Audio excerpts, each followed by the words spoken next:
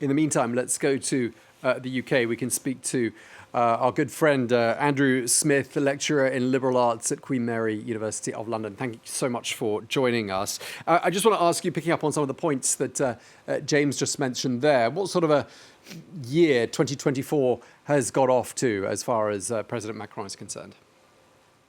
Oh, you're absolutely right. He wants to cast this as year two, but indeed act two of his presidency. There's a real sense of trying to move beyond what he sees as the division that's kind of led to this immobilism in Parliament. And all the language we're getting so far, of course, you mentioned already this sort of revolutionary rhetoric, but it's constantly this focus on boldness and change and things happening anew. So I think there's going to be a real emphasis tonight on things that are going to happen, things that are going to change. And what I would look out for, perhaps, is anything that looks like a real commitment, rather than just these big buzzwords of audacity, revolution, newness. This is the big meeting with the French people that he promised at the start of the year, and I think it's an attempt really to set out the agenda. As your correspondent mentioned earlier on, this is, of course, setting the agenda for the new Prime Minister. He was a spokesman before, and it looks a little bit like he might be a spokesman again. And this is very much the Hyper-President setting out the agenda for government, I think. Yeah, and I mean, the president has been accused, and some in his cabinet have been accused, even in the last couple of days, of being a little bit out of touch with ordinary French people. I mean, when you look at an event like this evening with all these chandeliers and the gilded hall there at the Élysée Palace, I mean, that's not, perhaps in some people's minds, going to help, is it? Indeed, no. It's got slight smacks of his appearance behind a golden desk as he spoke about the difficulties when we talked about the yellow vests. And of course, this harkens back to 2019, the last time he did this, which was, of course, trying to end a grand debate, a meeting with the nation. And there's an attempt here, I think, to sort of reimpose the sort of grandeur of the state. Emmanuel Macron wants to re-enchant politics. He said that right back from his first term. This is an attempt to rise above the division of Parliament and try and impose a presidential message on the country. I've seen some socialist senators, Patrick Canner already joked, it was a return of the ORTF, the state broadcaster, as this goes out live across French TVs. It is really an attempt to kind of turn back the clock in that way and put the president's voice front and centre, laying that agenda for government and setting out what is to come for the year ahead. And he's got some reason to be nervous, hasn't he, about the state of the economy? Because the latest unemployment figures suggest that it's, not necessarily going exactly the right direction. Yeah, some really difficult and challenging figures. That is always going to be a problem, especially with the upcoming European elections in June.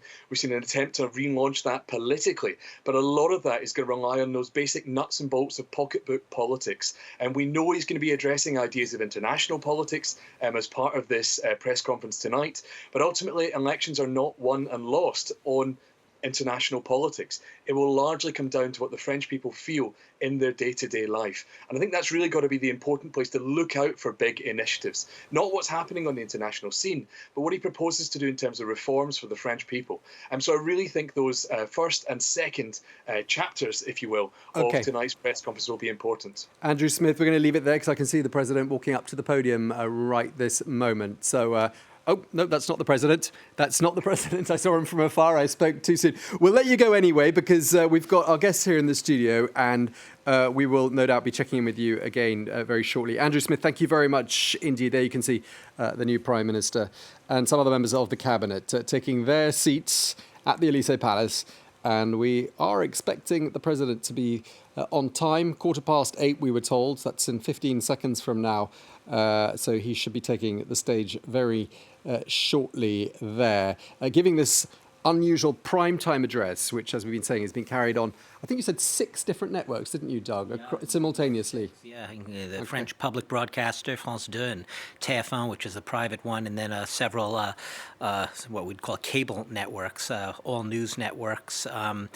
And they're pretty much carrying it in its entirety. As are we. With perhaps, with the exception possibly of the private one, TF1, which wasn't clear up until the last minute whether or not it was going to sort of cut in and out, take it all. But, there was some... A lot of the questions a lot of French were asking is whether they, how French would feel about seeing their favorite, serials and sitcoms and dramas sort of cut from the schedule. Very popular one here was delayed by a day. The episode that was meant to be seen tonight. So yeah, the French have been asked to they've been, as you said, that going back to the old state broadcaster days, whether you want to or not, if you're sitting on your couch in France tonight and you're zapping across channels, you can't really escape Emmanuel Macron tonight, at least for the next 2 hours, 2.5 hours. Indeed, indeed. Well, I keep seeing people in the distance moving around. I've made a mistake already, jumping the gun. So, Léa, let me turn back to you. Just looking at the scene, I mean, a president who wants to reconnect with the French people. Some people saying, perhaps he's not going the right way about it. What would be the right way to go about it? How can he rectify this relationship between him and the French people that some would say is, well, broken or has been tested quite severely? I think the most important is confidence. I think a lot of French people have lost faith and confidence in Emmanuel Macron and his government because he went too far in pretending to say things that he didn't actually take actions for, and that's probably what's missing. Okay, well, that was good timing because there we can see the president is now walking up to the podium. That's the right president. That's the right president. We got the right person this time. He's sitting down. No doubt he'll start speaking right this moment. Let's listen in.